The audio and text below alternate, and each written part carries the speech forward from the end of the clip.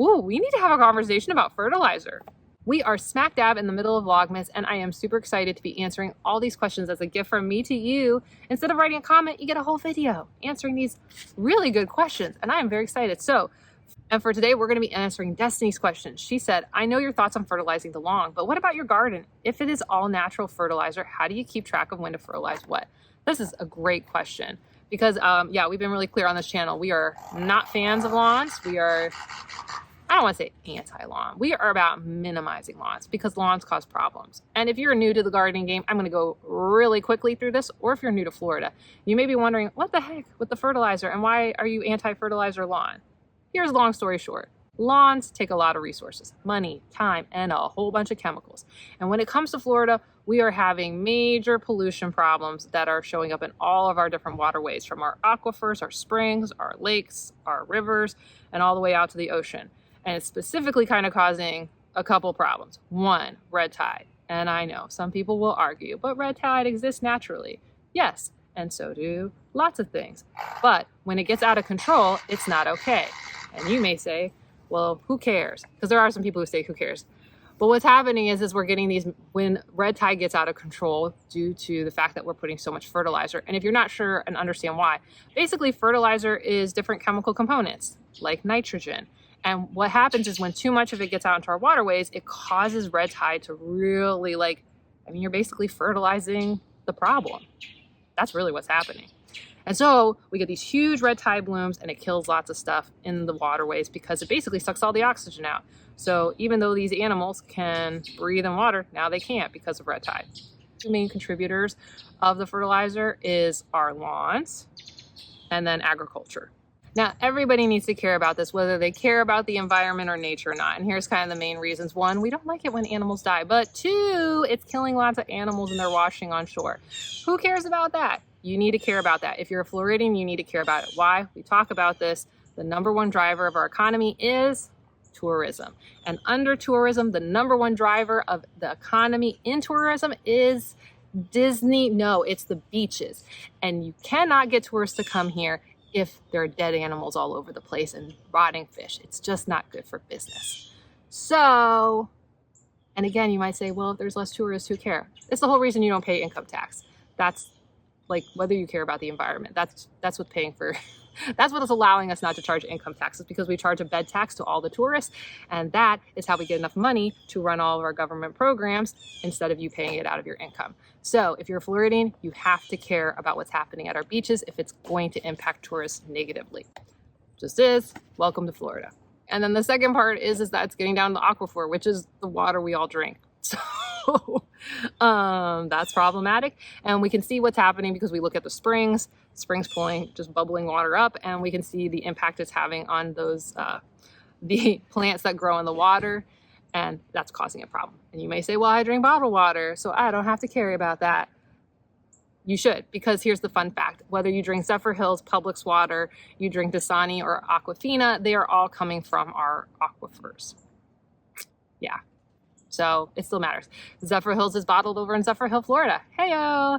And they're pulling from their water lines. And let's see, in Coca-Cola has plants around the state, but I can answer for Pepsi. They have a plant in Tampa, Jacksonville, New Riviera, and Orlando. So they're just pulling from the water that's already getting contaminated. So just because they put it in a water bottle and do reverse osmosis on it does not mean it's removing all the contaminants. Okay. So we have to care whether we care about the environment or not. Fun fact. So. Destiny didn't ask about lawns and about red tide. What she wanted to know is if you're going to fertilize, or can you do it in the rest of your garden? And the answer is, it depends. But you were kind of on the right track because you said, what about natural fertilizers? And so let's jump into the discussion on fertilizers, chemical versus natural. So often when we buy fertilizer and we're talking about synthetic fertilizers, they are very limited in what components they have. But when we look at natural fertilizers, they tend to have a broader amount of nutrition, aka that NKP, plus they'll have a bunch of other stuff too, like calcium and iron and magnesium. And it's kind of like you ate your multivitamin for the day. And that's really what we're looking for, right? We need to get kind of this nutrition in so that these plants can make us nutrition and then we can eat it. So when we think about fertilizer, it's a spectrum. You have kind of on the bad end, which is your spray chemical ones, right? They're problematic because they're limited. Two, there's always questions about what's the impact of highly processed items anyways, whether it's your food or other goods. I'm not saying that they're all inherently bad. I obviously worked in manufacturing for a lot of time. I think there's a lot of good things that can come out of that, but also I do know that there's still limited knowledge, and especially on massively underregulated industries that impact our health, i.e. some of these chemical things that, while they're regulated usually from an OSHA perspective, from safety and manufacturing, aren't necessarily regulated for an impact to our health. I think there's a lot of question marks on that. And then why do we care about sprays? Because spray washes off really fast and easy and gets into our waterways, and that's part of the problem. Okay, so then what's on the really, really good end? Well, what's on the really, really good end is if we always planted native plants and we let the native thing happen the way it would happen. But the thing is we don't have all the pieces anymore because our house is in the way and we put stuff here and the wildlife's not all here. So we got problems. But I think when you're looking at it, it's a spectrum. So that's on the worst end. The best thing would be whatever naturally occurs in the area. And so the closer you get to what naturally occurs, the better. And that's really where we get into natural fertilizers. So what would be some of the better ways to do fertilizing in Florida? What would be one of the best methods? And it really came up, and this is why I've been wanting to talk about it for a while, but I really just haven't had a good video to talk about. So again, thank you, Destiny, for opening that door so I can talk about this. So a while back, I did a video about using like orange peels for pesticides and fertilizers. It was like a test. And I think I mentioned in another video, I used like vegetable stock. Am I saying these are the best way? No, I'm not. But somebody made a comment on that video that got me thinking. And the more I thought about it, the more what they said made absolute sense. Who was it? What did they say? Well, it was David the Good. We all like David the Good, don't we? We do. And he is a big fan of charged biochar. And what he said is that when it came to holding onto fertility and organic matter in the soil, he found that charged biochar did the best. And the more I thought about it, I went, that makes so much sense. And here's why. There are lots of different ways and natural methods that plants got fertility historically. And the more we understand about what naturally occurs in an area, the more that if we mimic it, it will probably work very well for us. And what we know happens every year in Florida, and it's the number one reason we have a state of emergency. No, not hurricanes. Come on, you've been paying attention. Wildfires. Wildfires is a natural part of how Florida's ecosystem. We have fast draining soil. And what he's basically saying is that by having this ash that's charged, it is allowing it to hold onto biomass. And I thought about it, I was like, that makes so much sense that pairs the best with our sandy soil, because that's how our native plants would finally get a foothold in that sandy soil. Then they would get burned down. Exotics or any plants that couldn't handle it would go away. But now we have this really highly charged ash everywhere that creates a lot of fertility and comes back. So what would be one of the best ways? Charged biochar. I'm not an expert on it, but I'm just telling you based on the theory and what happens in Florida, that would probably be one of the best methods. Now, what we also know happens, especially in central North Florida, is we have pine lands, but we also have herbivores like deer. So some amount of manure, whether it comes from chickens or pigs or goats, or if you live near where there's deer, would be advantageous because that happens naturally. But more than we have chickens and pigs and cows. Actually, did you know American bison actually used to exist in Florida? Crazy, I know. But even more so than that, you know who gives a lot of compost? Bugs. And guess what Florida has a lot of? Bugs. So vermicomposting can actually be a really, really good method for natural fertilizing because that would mimic our ecosystem. And actually things like black soldier fly would be really good because we're really big into muckiness, like think the Everglades. Ain't saying, just saying. Earthworms don't naturally occur as much in Florida, so while they can be advantageous and useful, but you know what does happen a lot in Florida is we do have a lot of woody stuff breaking down, and there's a couple things that actually break them down a lot. One is termites. I'm not recommending you get termites, but they probably exist in your yard anyways and are breaking down things like chip drop. But putting in chip drop, your natural kind of woody mulch from trees that have come down, would actually also be really beneficial for some of your carbon, which your plants need. You need some carbon there.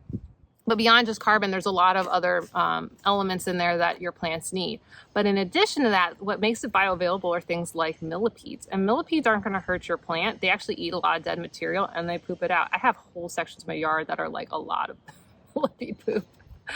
And again, it's not anything you need to buy or get anything extra. They're just going to happen. they'll just do their thing and they'll just poop all away.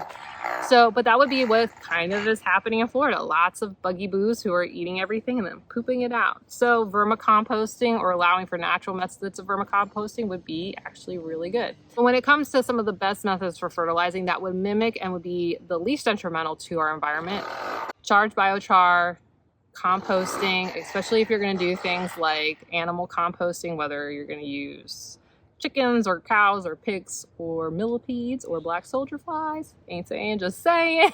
But one of those composting methods, using things like chip drop, you know, where you're going to get a lot of wood chips and bring them in, and then they'll break down over time, which is a much more slow release because, you know, these trees, they're usually oaks and pines, which naturally occur in Florida, and would have been part of the system. If you want to throw in some hot pile composting, or you want to go ahead and do something like do a compost tea, those would be acceptable. Which, when it comes to compost tea, you want to make sure you keep it away from our waterways. So when we get into the timing when it comes to fertilizer, here's kind of the thing to think about. If you're doing it for vegetable crops, you want to do kind of your quick release type stuff at the beginning of the vegetable crop season, which would be fall. The one thing to watch out for fast wash away is that we usually get caught off guard sometime in August or September with a couple weekends where you get like 5 to 9 inches of rain. So do know that even though you applied something, it might be very futile. So you might want to go with something that's a little bit more medium release, kind of more of those compost would be kind of the better area, no matter what type of compost, would be something to do at the early beginning of the season. You wouldn't want to do any sprays towards the end of the season, which would be the end of spring, because we're about to get in the rainy season. And so from an ecosystem standpoint, that would be very, very bad. But it also wouldn't really be very beneficial because you're about to pull everything out and put it to bed, and maybe put sweet potatoes in as a cover crop. So you shouldn't really, if you're going to be putting anything down, this would maybe be a good time to put down wood chips, which will break down more rapidly this summer and be ready to be more bioavailable come the fall. So something to consider is kind of, I would say, in that June, right as you're wrapping up your kind of your last big crops, maybe put down wood chips. This will also keep out weeds, so it's like kind of like a win-win for you. Ain't saying, just saying. And then at the beginning of fall, you may want to put down wood chips again, just more in the aisleways, but will add nutrition around your vegetable beds. But that's usually just to knock back the weeds that did grow in the summer because they're annoying and you don't want to pull them all, like me. And then everything else in the middle, you know, if you're flipping beds, doing things like compost and ashes, you can put on throughout the season. So long story short is fertilizers inherently aren't bad. It's all about the method and the release rate that are really the problems for us in Florida. But there's a lot of good options for you to be able to add a lot of fertility. That's the fertile part of fertilizer in your garden. Okay, well, I hope this helps you as you go and you think about your vegetable gardening and what you're going to be doing throughout the year. And if you have a question, go ahead and add it down below. I'll be answering questions all the way up till Christmas. Okay, I'll see you soon. Bye.